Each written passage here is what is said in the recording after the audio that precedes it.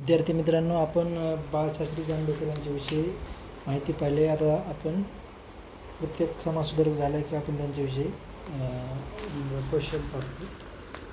तर बघा, MPSC group C November 2022 हा एक प्रश्न आला आहे. खालील विवरणावरून व्यक्ती ओळखा. तर पहिलं ए ऑप्शन आहे, मराठीतील पहिले पत्रकार, अक्कलकोटच्या युवराजाचे शिक्षक, मराठी वृत्तपत्राचे जनक, कुलाबा वेधशाळेचे संचालक. असे 4 वाक्य दिले आणि खाली ऑप्शन दिलं की हे कुणाविषयी बोलतो.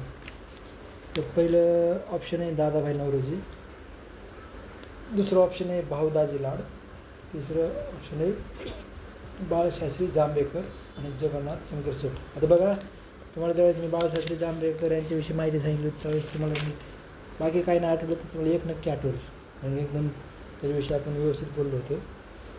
अक्कलकोटच्या युवराजाचे शिक्षक म्हणून त्यांची नेमणूक झाली होती बघा, आणि तिथे म्हणलं पण होतं मी सोबत काय बोललं होतं, त्यांनी तिथं काय कन्नड भाषेचं पण ज्ञान आत्मसात केलं होतं.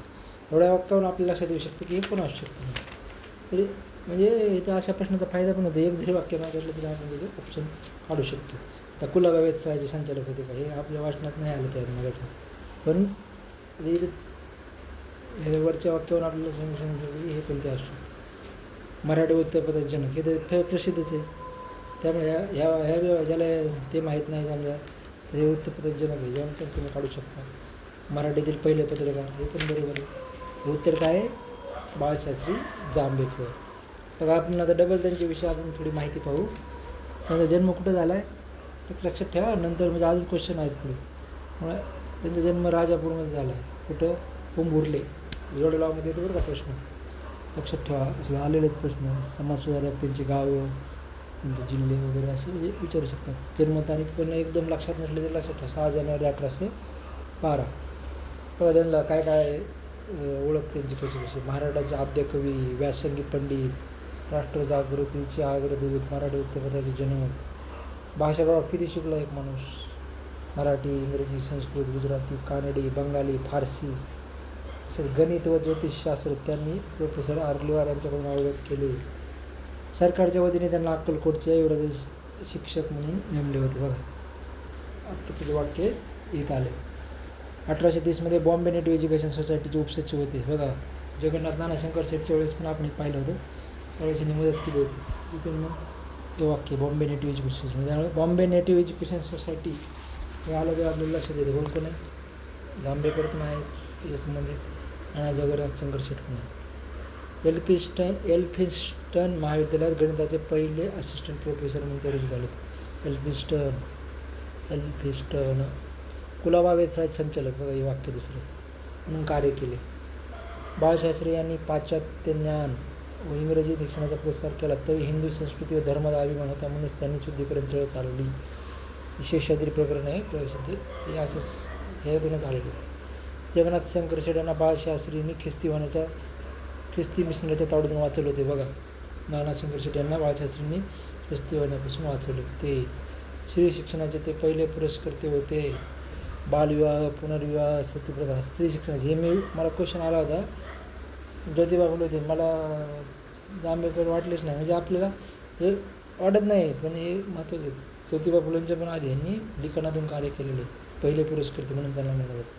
लक्षात ठेवा, महत्त्वाचे वाक्य उद्या आलं तर तुम्हाला कन्फ्यूज होऊ शकतं. दर्पण हे मराठीतील पहिले वृत्तपत्र 6 जानेवारी 1832 सुरू केलं. दिग्दर्शन मासिक, बघा लक्षात ठेवा. असं म्हणायचं का दिग्दर्शन काय होतं, दिग्दर्शन काय आहे, मासिक. दर्पण वृत्तपत्र.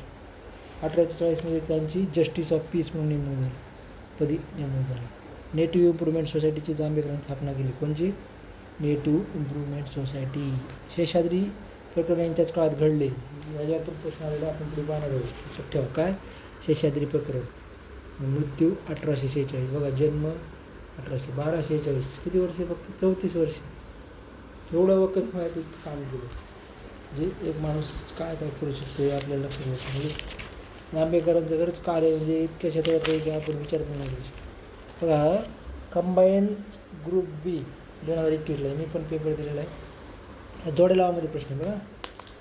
पहिले बाळशास्त्री जांभेकर, गोपाळहरी देशमुख, महात्मा ज्योतिबा फुले, महर्षी धोंडो केशव कर्वे. इकडे काय, विधवागृहाची स्थापना, स्त्री शिक्षणाचे पहिले पुरस्कर्ते, पुनर्विवाहोत्तेजक मंडळी आणि अनाथ बालकाश्रम. बघा याच्यामध्ये मी चुकलो होतं, मग तुम्हाला लक्षात ठेव. स्त्री शिक्षणाच्या पहिल्या पुरस्कृत मला ज्योतिबा फुलेंनी काम केलं तेच असतील म्हणून मी काय केलं, कला 2 लावलं, कला 2. त्यातून मग सगळं चुकलं, पण म्हणजे एक ऑप्शन आला म्हणून सगळं करून टाकलं होतं. नंतर मला लक्षात आलं, पण यात तसं नाही. स्त्री शिक्षणाचे पहिले पुरस्कृत हे बाळशास्त्री जांभेकर आहेत. आणि हे जर ऑप्शन निवडलं असतं तर त्यात 2च ऑप्शन होते, 2. दुसरं काय, गोपाळ हरी देशमुखचं पुनर्विवाहोत्तेजक मंडळी आणि महात्मा ज्योतिबा फुलेंचं काय, अनाथ बालकाश्रम. महर्षी धोंडो केशवकर यांचं काय, विधवा गृहाची स्थापना. अशा प्रकारे उत्तर होतं, पण मला त्यावेळेस लक्षात आलं नाही, मी टिकून दिलं. आता पुढचा प्रश्न बघा. हां, की श्रीपदी शेषाद्री प्रकरण कोणाच्या संबंधित आहे. आता मी तुम्हाला सांगितलं होतं श्रीपदी शेषाद्री प्रकरण हे प्रश्न बघा. ST अजून त्याला विचारलं आहे, त्यावेळेस बघा कसं प्रश्न होतं. शेषाद्री काय प्रकरण बघा. शेषाद्री परळीकर या अल्पवयीन मुलात जबरदस्तीने ख्रिश्चन बनत होते, तेव्हा त्याला शुद्ध करून हिंदू धर्मात घेतले. त्यामुळे बाळशास्त्री जांभेकरांना सनातनी लोकांनी वाईट टाकले होते. बघा त्यांना त्रास पण किती झाला. अशा पद्धतीने म्हणजे आपण जांभेकरांविषयी ते 3 क्वेश्चन आले होते, ते पाहिलेत. पण अजून पण यांच्याविषयी भरपूर आहेत, पण हे महत्त्वाचे 3 क्वेश्चन आहेत ते पाहिले नाहीत. तर विद्यार्थी मित्रांनो, आता नंतर आपण आता पुढचे समाज सुधारक पाहूया. आजच्या पुढचं एवढंच येते.